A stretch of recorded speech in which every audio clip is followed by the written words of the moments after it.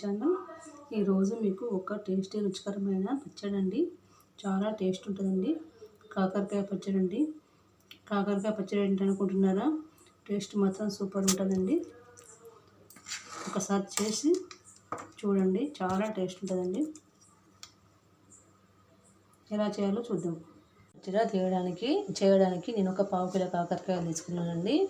ఇలా కొనలు కట్ చేసి పైన బొడుపులన్నీ చెక్కు తీసి పెట్టానండి. పైన బొడిమలు గీకినాక ఇలా కట్ చేసుకొని ఇట్లా గింజలు తీసి పక్కన పెట్టుకోవాలి. ఇప్పుడు ఒక స్పూన్ సాల్టు, ఇక పసుపు వేసి మొత్తం ఇట్లా కలుపుకోవాలి.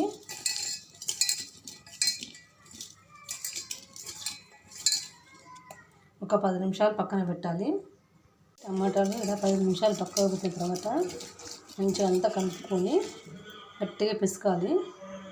నీళ్ళు వస్తాయి. ఈ నీళ్ళన్నీ పిండేయాలి. ఇలా పిండేయడం వల్ల కాకరకాయ చేదు ఉండదు. ఇలాగే అన్నీ పిండుకోవాలి.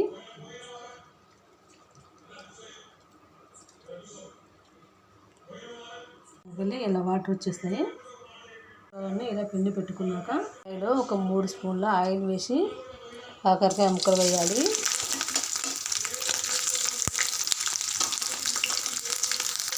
కలుపుకుంటూ గోల్డెన్ కలర్ వచ్చే వరకు వేపుకోవాలి. కాకరకాయ ముక్కలు వేగిపోయినాయి. ఇప్పుడు తీసి పక్కన పెట్టుకోవాలి. ఒక స్పూన్ ధనియాలు వేసి వేపుకోవాలి.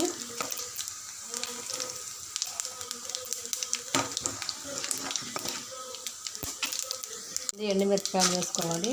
పచ్చిమిరపకాయలు వేసుకోవాలి.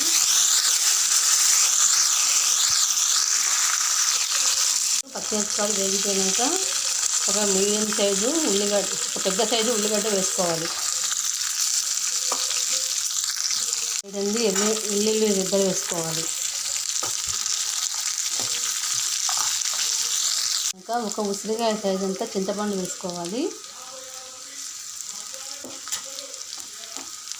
ఒక 3 మీడియం సైజు టమాటాలు ఇలా కట్ చేసి వేసుకోవాలి. మెత్తగా ఉడికే వరకు ఉండనివ్వాలి. ఈ పచ్చడి కొంచెం కారం పుల్లగా ఉంటేనే చేదు ఉండదండి. టేస్ట్ కూడా చాలా బాగుంటుంది. ముక్క మంచిగా మెత్తగా ఉడికిపోయింది. ఇప్పుడు స్టవ్ ఆఫ్ చేద్దాం. చల్లారనివ్వాలి. చల్లారినాక మిక్సీ జార్లో వేసుకోవాలి. ఉల్లిగడ్డ మిరపకాయలన్నీ మిక్సీ జార్లో వేసుకొని రుచికి సరిపడా ఉప్పు వేసుకోవాలి. ఇప్పుడు ఇది మిక్సీలో రుబ్బుకోవాలి. రుబ్బుకున్నాక కాకరకాయ ముక్కలు వేయాలి. ఎక్కువ రుబ్బకూడదండి, 2-3 పల్సులు పెట్టాలంతే. రుబ్బుకోవాలి. అక్కడక్కడ కాకరకాయ ముక్కలు తగులుతూ ఉండాలి.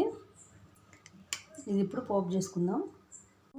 ఒక స్పూన్ ఆయిల్ పోసుకొని జీలకర్ర, ఆవాలు, శనగపప్పు వేసుకోవాలి. 2 ఎండుమిరపకాయలు, 2 రెమ్మల కరివేపాకు వేసుకోవాలి. ఇప్పుడు చిటికెడు ఇంగువ వేసుకోవాలి. కొద్దిగా పసుపు, అంతా మంచిగా కలుపుకోవాలి.